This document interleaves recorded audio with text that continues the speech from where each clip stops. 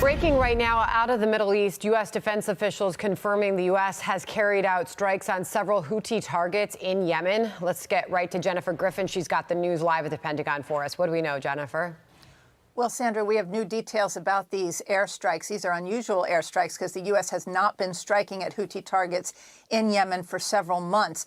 And you'll remember that just a week ago, 3 U.S. warships came under attack by over a dozen ballistic and cruise missiles and drones fired by the Houthis. And there had been no response until now of that attack last Friday. We're told that these airstrikes in Yemen targeting Houthi weapon storage facilities and other areas, including the airport. There were 7 strikes at the airport in Hodeidah, which has been used as a transit point for weapons.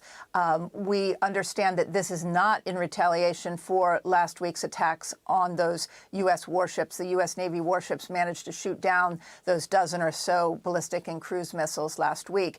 But what we have just learned is that these airstrikes carried out by the U.S. military from the air and from the sea concluded just a few moments ago. This also comes, remember, on Monday, Sandra, that the Houthis shot down an MQ-9 Reaper drone, a U.S. drone that was flying over Yemen. That is the 8th drone that has been shot down by the Houthis in the last year. Those drones are worth $32 million, so that's a big loss for the U.S. military. But what we can say right now is that U.S. airstrikes from warplanes as well as from the sea just struck about a dozen sites inside Yemen targeting Houthi strongholds.